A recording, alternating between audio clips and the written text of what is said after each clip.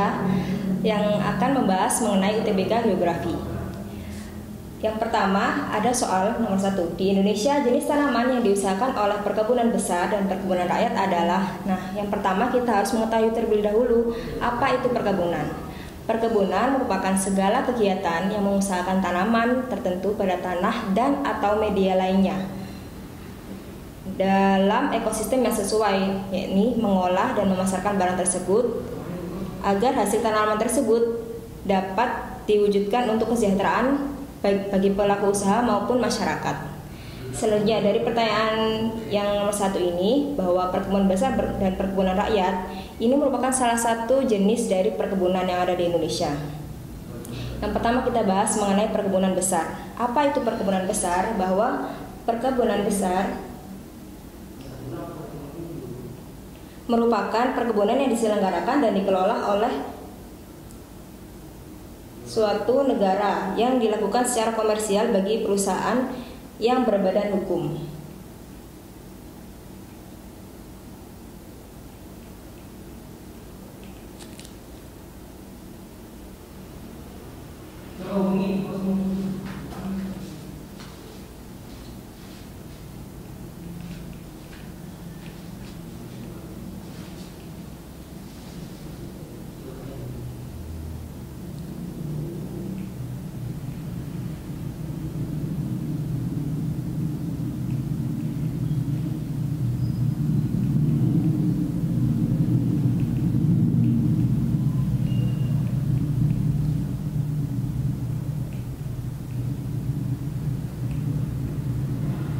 Nah, apa saja sih contoh hasil dari perkebunan besar? Yang pertama ada karet kering. Kemudian ada minyak sawit. Selanjutnya ada biji sawit. Ada juga coklat, kopi, teh, kulit kina, tebu, dan tembakau. Beberapa produksi dari hutan perkebunan besar itu didapatkan dari data BPS tahun 1995 sampai 2018. Selanjutnya kita akan membahas tentang perkebunan rakyat. Nah, perkebunan rakyat ini berkebalikan dengan perkebunan besar. Kalau perkebunan rakyat ini tidak berbadan hukum karena ini dikelola oleh masyarakat dan tidak berbadan hukum. Jadi masyarakat rakyat itu yang mengelola dari perkebunan rakyat ini sendiri. Apa saja hasil dari produksi perkebunan rakyat? Yang pertama ada karet, ada kelapa, ada kopi, ada kakao, teh, kapuk, dan masih banyak lagi.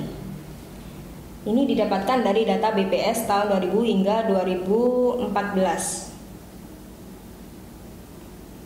Nah, dari option 1, 2, 3, dan 4 ada option kopi, kelapa, coklat, dan kelapa, kopi dan teh, coklat dan teh. Nah, dari keempat option ini termasuk dari pilihan perkebunan besar maupun perkebunan rakyat. Jadi jika opsinya 1, 2, 3, 4 benar semua, maka jawabannya yang E. Kita lanjutkan ke nomor 2. Soalnya, jenis fauna yang dimanfaatkan penduduk di negara berkembang untuk menunjang sektor pertanian yaitu option A, harimau, orangutan, dan singa. Yang kita tahu harimau, orangutan, dan singa memang dari fauna asiatis tapi tidak menunjang dari sektor pertanian. Kemudian option B, singa, gajah, dan kuda. Singa dan gajah merupakan fauna asiatis, namun kuda merupakan fauna dari peralihan. Berarti option A dan B bukan. Yang C, harimau, gajah, dan kuda. Yang kita tahu harimau, gajah, dan kuda pun berbeda. Yang harimau dan gajah merupakan fauna asiatis dan sedangkan kuda fauna peralihan. Kemudian yang option D, gajah, kera, dan anoa. Kalau gajah dan kera merupakan fauna dari asiatis. Kemudian kalau anoa fauna peralihan. Nah, option 2 nih. Yang nomor 2 yang E yang terakhir. Kerbau, sapi, dan kuda. Kita tahu bahwa kerbau, sapi, dan kuda merupakan yang digunakan oleh petani sebagai penunjang sektor pertanian mereka untuk membantu membajak sawah. Jadi secara tradisional sebelum menggunakan traktor, para petani menggunakan tenaga hewan untuk membantu membajak sawah. Nah, perbedaannya kerbau dan sapi ini membajak sawah lebih lambat dibandingkan dengan kuda. Nah, sebenarnya kesemua ini sama-sama menunjang pertanian, sama-sama menunjang dan membantu petani di sektor pertanian.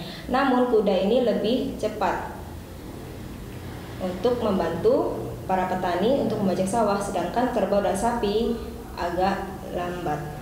Nah, ini dari option A, B, C maupun D yang benar jawabannya yang E.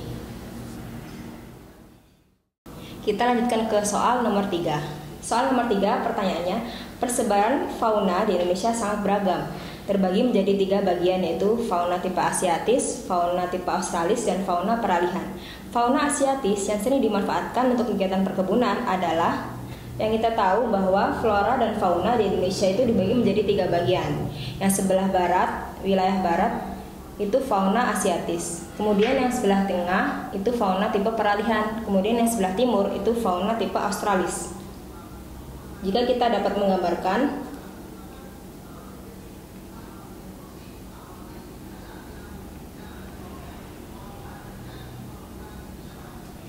nah, kalau tipe asiatis itu akan dibatasi oleh garis Willis. Kemudian fauna tipe australis akan dibatasi oleh garis Weber. Nah, dari pertanyaan ini, fauna asiatis yang sering dimanfaatkan untuk kegiatan perkebunan. Yang pertama ada gajah. Gajah apakah termasuk fauna asiatis? Ya, benar. Kemudian kuda. Kuda itu termasuk fauna peralihan. Kemudian yang kerbau itu fauna asiatis. Kemudian sapi itu fauna peralihan. Sedangkan badak tipe asiatis. Nah, yang paling fauna asiatis yang sering dimanfaatkan untuk kegiatan perkebunan di antara option-option ini yakni kerbau. Kita tahu sendiri bahwa kerbau membantu pertanian di negara-negara berkembang secara tradisional. Maka dari soal nomor 3 jawabannya yang benar adalah yang C. Kita lanjutkan ke soal nomor 4. Perhitungan penduduk dengan jalan mencatat penduduk atau orang-orang yang benar-benar tinggal di daerah tersebut adalah jenis sensus. Nah, dari option ini ada canvasser, de jure, householder, de facto, sama registrasi. Sebelum itu kita ketahui dulu apa masing-masing dari option ini. Yang pertama, canvasser. Canvasser merupakan salah satu metode sensus penduduk, di mana metode sensus penduduk itu dibagi menjadi 2. Yang pertama,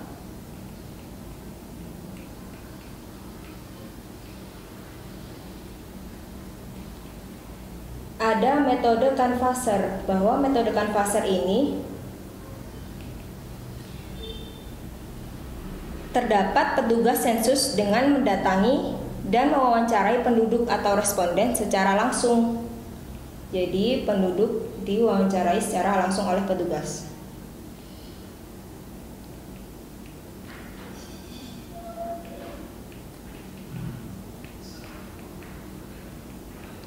Sedangkan metode householder, penduduk cukup tinggal di rumah mereka masing-masing, sedangkan mereka diberikan suatu pertanyaan. Nah, tiap-tiap pertanyaan ini akan dijawab oleh penduduk. Nah, householder ini hanya berlaku pada wilayah yang memiliki penduduk dengan pendidikan tingkat tinggi atau yang relatif tinggi.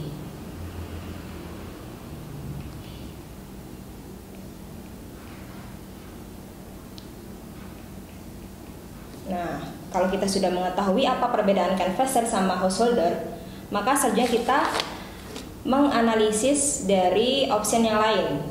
Kemudian sensus penduduk. Sensus penduduk pun dibagi menjadi 2, ada sensus de jure dan sensus de facto. Kalau sensus de jure itu penduduk didasarkan atas bukti hukum yang dipunyai penduduk. Apa bukti hukum yang dipunyai oleh penduduk saat ini? Yakni kartu tanda penduduk atau KTP.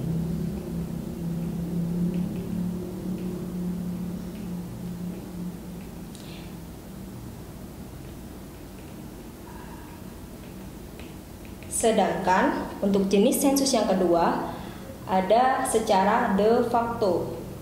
Berdasarkan katanya de facto, fakta yang didatangi oleh penduduk itu aslinya asli mana? Walaupun orang itu ditemui bukan asli orang situ. Sebagai contoh, de facto ini banyak kita temui di kota-kota besar. Di mana di kota-kota besar itu kebanyakan penduduk yang melakukan urbanisasi menuju daerah yang dituju. Tuh, jadi sensus de facto ini dilakukan tiap-tiap orang yang ditemui petugas di suatu daerah walaupun orang itu bukan asli dari suatu daerah yang bersangkutan. Nah, apa jawaban dari pertanyaan perhitungan penduduk dengan jalan mencatat penduduk atau orang-orang yang benar-benar tinggal di daerah tersebut, yakni jenis sensus yang B, de jure, berdasarkan KTP yang mereka miliki. Oke, kita lanjutkan ke soal nomor 5. Piramida penduduk yang ditandai dengan adanya natalitas dan mortalitas relatif seimbang ialah piramida penduduk. Nah, sebelum itu kita bahas mengenai jenis-jenis piramida penduduk. Jenis-jenis piramida penduduk terbagi menjadi 3. Apa saja itu? Yang pertama, ada jenis piramida penduduk muda.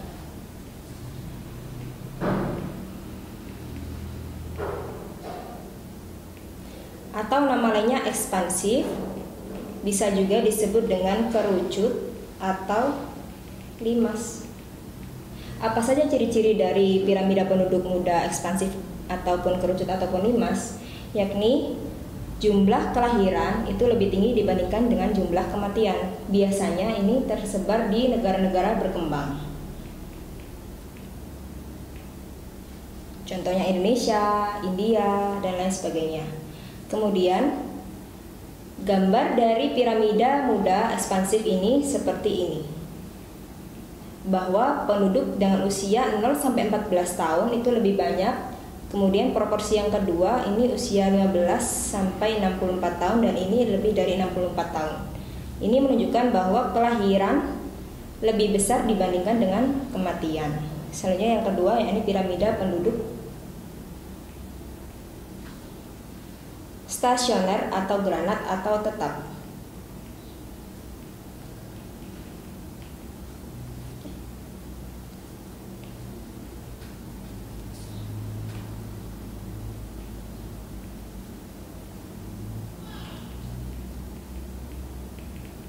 Apa sih piramida penduduk tetap atau granat atau stasioner itu? Bahwa jumlah penduduk muda,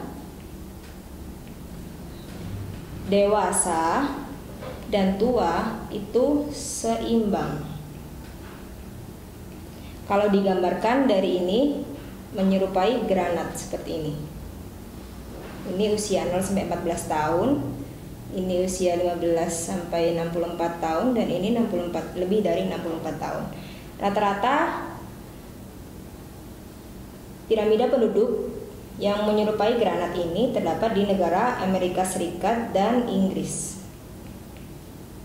Kemudian yang ketiga yakni piramida penduduk tua.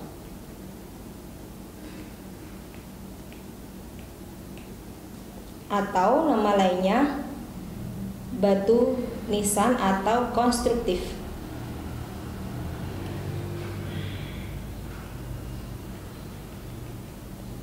Kalau digambarkan menyerupai begini.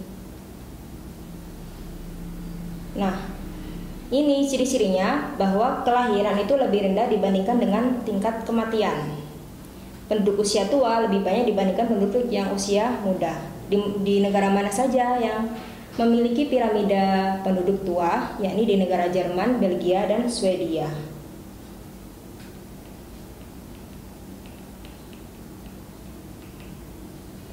Nah, dari pertanyaan ini bahwa angka natalitas dan mortalitas relatif seimbang ialah di piramida yang stasioner. Yang E jawabannya.